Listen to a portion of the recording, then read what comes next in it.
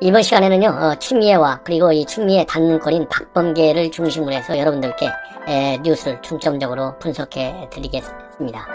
먼저 추미애는 여러분들 잘 아시다시피 그냥 법무장관이 아니에요.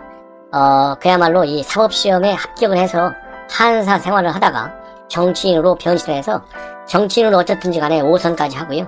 그 다음에 민주당의 현 집권 여당이죠. 민주당의 당 대표까지 지낸 사람입니다. 그래서 이 추미애의 지금 현재 윤석열과의 갈등 국면에서 보면 누구한테라도 2등 가라고 하면 서울에서 잠이 안 들 정도로 이 오만과 독선과 그리고 자기 스스로에 대해서 대단한 이 자만심을 가지고 있는 사람이 분명한 거 아니겠습니까? 그런데 이미 이 행정법원에서 2번이나 실패했어요. 대대적으로 실패한 거나 마찬가지죠. 아마 본인의 일생을 살면서 가장 뼈아픈 그야말로 돌이킬 수 없는 그런 실패작이다. 저는 그런 말씀을 드리지 않을 수가 없습니다. 그런데 오늘 헌법재판소에서 방금 또 다른 이 판결이 나왔습니다. 바로 내일이면은 이 변호사 시험을 보게 돼요. 근데 이 변호사 시험 여러분들 지금 현재 5인 이상 집회를 금지하고 있고 이 많은 방역 조치 차원에서 이루어지고 있는 이 제한 조치가 지금 현재 진행되고 있지 않습니까? 그런데 지난 11월 달에 법무부에서 어떤 조치를 취했냐면 이 변호사 시험을 앞두고 확진자들은 시험을 볼 수 없다. 이렇게 확진자 응시 불가 방침을 내세웠어요. 그리고 또 이 변호사 시험과 관련된 방역 문제가 계속 제기되니까 방역관리 방안을 내놓긴 내놨지만은 이건 주먹구구식이다 이런 비판을 계속 받아왔습니다. 그러다 보니까 그럼에도 불구하고 이제 확진자 끝까지 시험을 볼 수 없겠다라는 입장을 고수하게 되니까요. 수험생들이 헌법재판소에 가처분 신청을 냈습니다. 바로 지난 12월 29일 날 이런 확진자 시험에 응시하지 못하라고 하는 것은 이거는 이 수험생들의 말하자면 이 직업 선택의 자유, 그 다음에는 생명권을 침해한다 이런 취지로 이 헌법소원 심판 청구와 그리고 가처분 신청을 내렸는데요. 조금 전에 뒤늦게 이 헌재에서 판결을 내렸어요. 이 법무부 추미애가 내린 조치는 잘못됐다. 그래서 이번에 법무부가 공고한 10회 변호사 시험 응시자 유의사항 중에 확진자는 시험에 응시할 수 없다. 이 부분하고요. 고위험자의 의료기관 이송 부분, 이 부분에 대해서는 효력을 본안 헌법소원 심판 청구 사건의 결정 때까지 정지한다. 이렇게 발표를 했어요. 이러한 헌재의 이 가처분 신청 인용으로 인해서 이번 사법시험에 응시하는 수험생들은 확진자이건 아니면 감염 가능성이 높다라고 판정을 받은 사람이든 누구든지 간에 일단 시험은 볼 수 있도록 헌법재판소가 보장을 해줬다. 그래서 이러한 헌재의 판결은 또 다른 추미애의 이 무능함 그리고 무식함을 질타한 것이나 마찬 것이다. 그런 결과가 됐습니다. 그래서 지금 수험생들 또 이런 가처분 신청만 낸 것이 아니라요. 이 고사장인 연세대와 중앙대에서는 최근에 확진자가 나왔지 않습니까? 그래서 여기를 관할하는 질병관리청, 그 다음에 서울시장, 서울 서대문구청장과 동작구청장을 상대로 해서 역학조사를 실시해달라는 행정심판까지 청구해 놓은 상태다. 그래서 이런 걸 보면 이 법무부 장관이 그야 또 이 정세균 총리가 이 제대로 이런 것을 관리하지 못한다. 지휘 통솔에도 또 문제가 있다. 이런 또 이 비판에서 벗어나기가 어려울 것 같습니다. 자, 또 하나 사건이 있는데요. 이것은 바로 뭐냐면 이 박범계 이전에 이 얘기는 또 하나 해드리지 않을 수가 없어요. 송파구 현직 민주당 소속 의원이 천안에서 숨진 채 발견이 됐습니다. 그래서 송파구의 의원과 다른 남성 한 명이 숨진 채 발견이 돼서 지금 현재 현장에 유서는 없는 것으로 확인됐는데 경찰 관계자는 현재로서는 사살 정황은 없다. 그래서 함께 발견된 다른 남성의 신상과 차량 소유주 등을 지금 확인 중에 있는데요. 이렇게 갑자기 현직 민주당 의원이 구의원이 자기 차량 안에서 스스로 목숨을 끊게 된 배경이 뭔지 또 이게 철저한 검찰의 수사가 이루어져야 되겠다. 이런 말씀을 드립니다. 그리고 이제는 박범계 지금 현재 법무장관 내정자와 관련된 여러 가지 의혹들이 상당히 커지고 있어요. 그 중에 이제 하나는 여러분들께 이미 말씀드린 대로 이 오심을 한 문제, 즉 오판을 한 박범계, 그야말로 이 법리 판단 능력이 이렇게 취약한 사람이 어떻게 법무장관이 될 수 있겠느냐. 이 사건인데요. 이것은 여러분들께 이미 말씀을 드린 대로 1999년도 전북 완주군 삼례읍의 나라 슈퍼에서 일어났던 강도 사망 사건입니다. 그래서 3인조 강조가 슈퍼에 침입을 해서 잠을 자고 있던 할머니를 살해한 뒤 현금과 폐물을 털어가지고 달아났었죠. 그래서 수사선상에 올랐던 3명이 유죄를 받고 옥살이를 쭉 했어요. 그런데 17년 만에 진범이 나타나가지고 재심을 통해서 전부 다 이 3명이 무죄 판결을 받았는데 당시 배석판사가 박범계였다는 것입니다. 그래서 이것이 또 하나 이제 문제가 되고 있고요. 또 문제가 됐던 것은 바로 뭐냐면 이 박범계가 충북 영동에 있는 영동에 있는 임야, 그러니까 42,000여 평방미터니까 평수로 따지면은 6,500여 평쯤 됩니다. 이 임야를 1970년도 6월에 선친들로부터 물려받았어요. 그 당시 나이는 7살이었다고 합니다. 그래서 그 땅을 이제 부모들로부터 받았잖아요. 조상으로부터.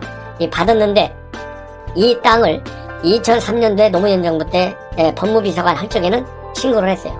그런데 2012년도에 국회의원이 처음 당선됐을 때부터는 지난 8년간 단 한 번도 신고를 안 했어요. 그래서 이 고의성이 틀림없이 있다, 이런 의혹을 지금 받고 있습니다. 시청자 여러분 생각해 보십시오. 자기가 돈 주고 샀어도 잃어버릴 수가 없고, 더군다나 이 부모님한테 받은 유산이잖아요.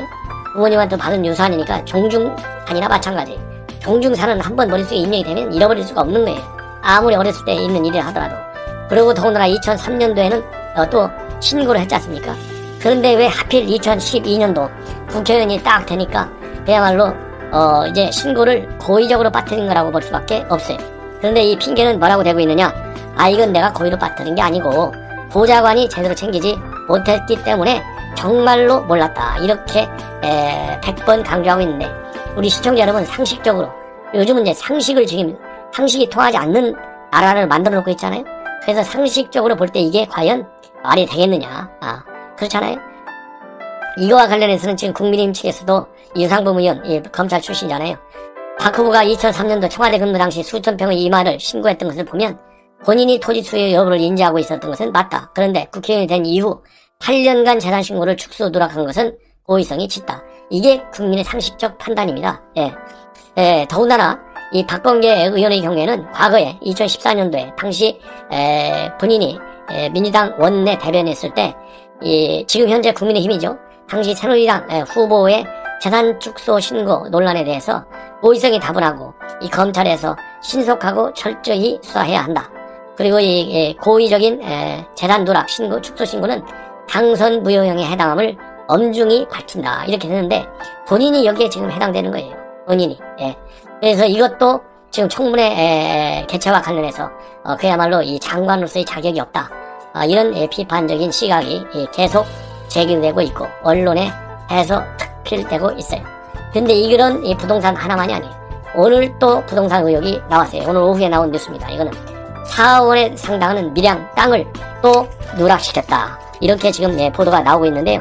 이 땅은 땅 규모는 100평 정도밖에 되지 않습니다. 밀양에 있는 이 땅은 100평 정도밖에 되지 않는 땅인데 이 가격은 지금 시가가 약 4억 정도 간다고 그래요. 그런데 이거는 이 박범계 부인이 자기 부모로부터 받은 땅인 것으로 그렇게 알려지고 있습니다. 부인이 2018년도 11월 달에 밀양시 가곡동 대지를 부모님한테 물려받았다고 그래요. 그런데 이거는 왜 신고하지 않았느냐, 이렇게 따지니까 2018년도에 자기 부모한테 물려받았잖아요. 처갓집에서 부인이. 근데 18년에 등록을 안 하고 19년도에도 등록 안 하고 2000년도 작년에 총선 직전에서야 신고했어요. 자, 이거는 아니 자기 배우자가 뭐 4천만 원짜리도 아니고 4억 원어치의 땅을 장인한테 물려받았는데, 처갓집으로도 물려받았는데 이거를 기억 못한다는 게 이게 말이나 됩니까?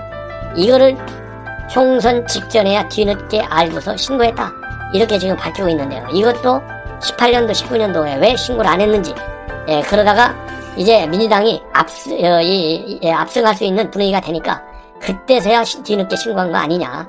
그야말로 이 박범계 권력욕이 이만저만한 사람이 아니잖아요. 그러니까 후탈이 두려워가지고 정신없이 그때서야 뒤늦게 챙긴 것이 아니겠느냐, 이런 또 비판을 받게 됐다, 이런 말씀을 드리고요. 또 이것만이 아니에요. 어느 날 갑자기 문재인 정권이 이제 1가구 1주택 공직자 하려면 되라, 이거를 작년 8월서부터 강력히 지금 추진하고 있지 않습니까? 그래서 이 부동산을 그때 박범계 측에서는 1가구 1주택 이런 정책이 뉴노멀이다, 그래서 대거 처분했어요. 근데 이 부인이 아마 장가를 굉장히 잘 건 것 같아요. 이 부인이 처분한 부동산이 모두 4건입니다. 대구에 있는 주택과 상가, 밀양시에 있는 건물과 토지, 이런 거가 있는데요. 이것을 시세보다 저렴한 가격으로 토지와 건물을 전부 다 팔아버렸어요. 팔았는데 산 사람이 누군지 아십니까? 바로 박범계의 손위 처남이에요. 그래서 이거는 전형적으로 다주택을 감추기 위해서 친척에게 잠시 맡긴 것에 불과할 뿐이다, 이런 비판이 제기되고 있다, 이런 말씀을 드립니다. 자, 그 다음에는 또 중요한 이건 이제 뉴스거리인데요. 바로 뭐냐면 여러분들 잘 아시다시피 아마 대전 지역에 계신 분들한테는 아주 익숙하게 많이 익숙한 사건입니다. 최근에도 이 김소연 변호사죠. 국민의힘 이번에 총선에 출마했었는데 대전에서 후보에서 유성에서 출마했는데 당선이 안 됐죠. 그런데 이 김소연 의원이 변호사입니다. 이 변호사인데 김소연 의원이 본래 대전시 의원을 했어요. 의원을 하다가 이제 돌고 돌아서 지금 보수정당인 국민의힘 쪽으로 넘어왔죠. 넘어왔는데 이 김소연 의원이 시의원 선거 때 박범계가 금품을 요구했다, 1억 원을 요구했다, 그래서 소송을 제기했어요. 이 소송을 제기해가지고 검찰에서 구속 기소해서 조사를 쭉 해보니까 이 박범계 비서관과 당시 대전시 의원이 실제로 이 돈을 받아 챙긴 그런 혐의가 있어가지고 대법원에서까지 전부 유죄 판결이 받았어요. 그리고 박범계는 이 무죄인 거죠. 무죄 판결을 받은 거나 마찬가지입니다. 딱 그렇게 되니까 박범계가 이거와 관련해서 우선 정치적으로 사과를 하면서 이 본인이 방조한 것이 아니다, 그래서 이 허위 사실을 유포해서 명예를 훼손했다, 그래서 김소연 당시 대전시 전 의원, 민주당에서는 보복 조치를 제명을 했고요, 당의 명예를 훼손했다. 그리고 박범계는 허위 사실 유포를 해서 명예를 훼손했다 해가지고 이 김소연 변호사를 명예훼손 혐의로 고소를 했어요. 그래서 지금 1억 손해배상 소송이 진행되고 있는 상황입니다. 그런데 문제가 바로 뭐냐면, 새롭게 문제가 되게 된 것이 이 김소연 의원이 이런 이 소송과 관련해서 대전 3개 방송 MBC와 KBS, TJB 여기 기자들을 3명을 모아놓고 기자회견을 했어요. 기자회견을 해가지고 이 관련 비리 의혹들을 쭉 얘기를 했습니다. 이 기자회견한 시기는 2008년도 11월 15일과 16일인데 이때 기자들한테 한 얘기들이 녹취가 되어 있었는데 약 30분가량의 녹취가 되어 있었어요.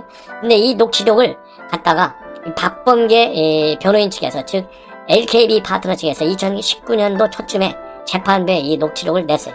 그래서 뭐라고 냈느냐, 이것이 유리한 부분만 발췌해서 재판부에 냈습니다.